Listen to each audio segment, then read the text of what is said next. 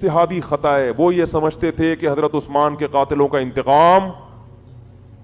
جب تک نہ لیا جائے اس وقت تک میں علی کی خلافت کو تسلیم نہیں کروں گا. ان کا مقصد حضرت علی سے اختلاف نہیں، حکومت پہ دباؤ ڈال کے مطالبہ منوانا. اس میں حضرت معاویہ سے ہم مانتے ہیں کہ غلطی ہوئی ہے، لیکن یہ غلطی نفسانی خواہش کی بیس پہ نہیں تھی، اس غلطی یہ اجتہادی تھی. نے اس مفتی صاحب کی گفتگو سماعت فرما لی ہے.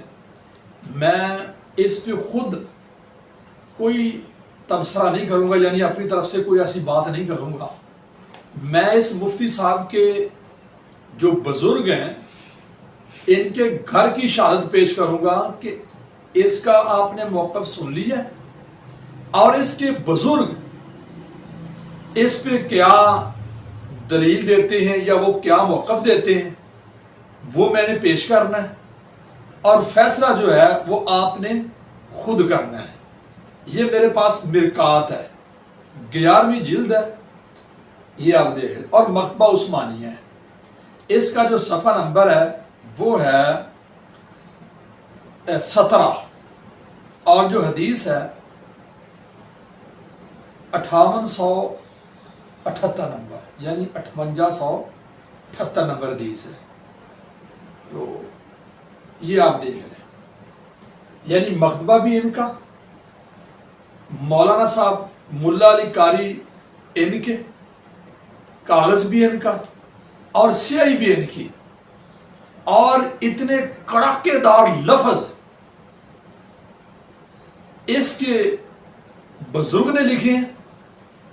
یقین جانیے آپ بھی سن کر حیران رہ جائیں گے، اتنے غضب کے لفظ. اور میں نے اپنی زندگی کے اندر آج تک کسی کتاب سے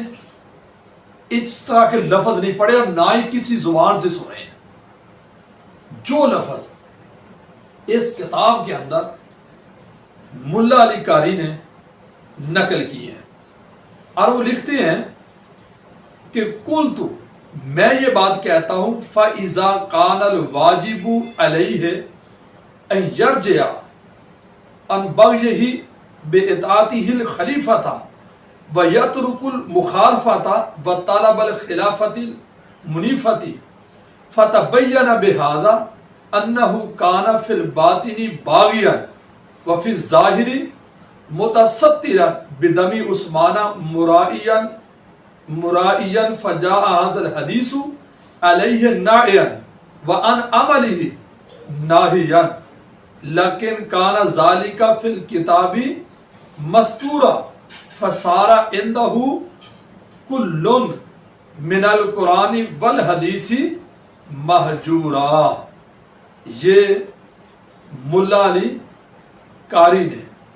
مرکات کے اندر لکھے ہیں، میں نے حوالہ دیا. اور وہ لکھتے ہیں کہ جب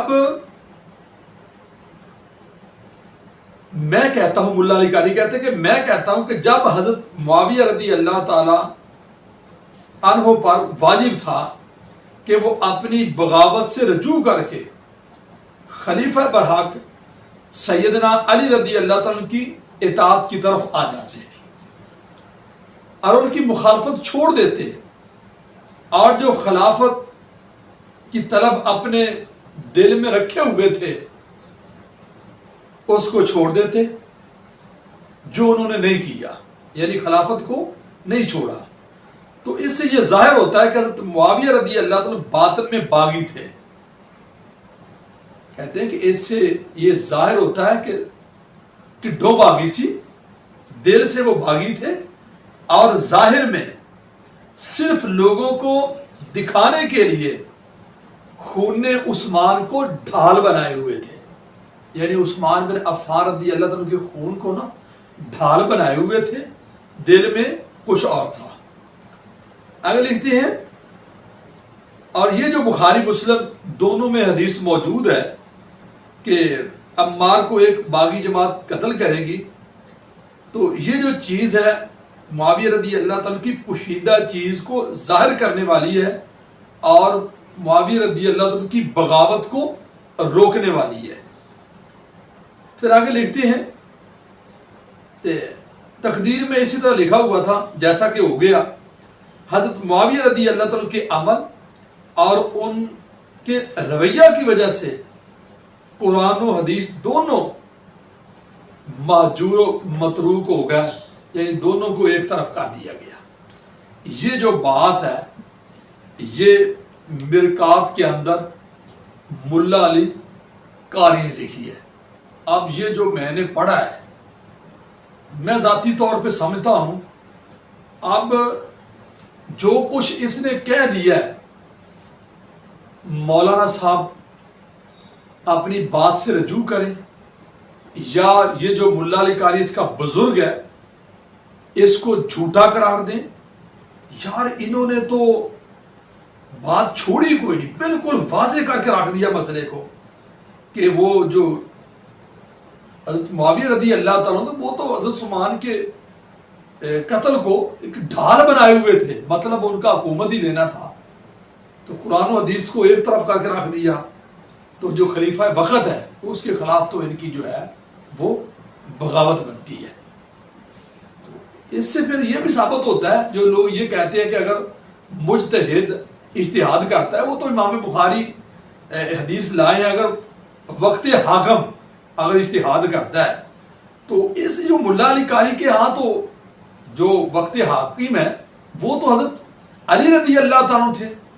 اگر انہوں نے جان کی ہے میں عائشہ صدیقہ رضی اللہ سے اور حضرت معاویہ رضی اللہ سے ہوئی ہے، اگر وہ غلطی پہ بھی تھے تو پھر بھی ان کو ایک اجر ملے گا۔ تو اس سے جو ہے وہ حضرت معاویہ رضی اللہ تعالیٰ عنہ کہتے ہیں وہ تو ان کا مقصد ہی کوئی اور تھا، حکومت لینا مقصد تھا، تو انہوں نے یہ چیز چھوڑ دینی چاہیے تھی لیکن انہوں نے نہیں چھوڑی۔ بہرحال یہ مرکات کے اندر یہ ملا علی قاری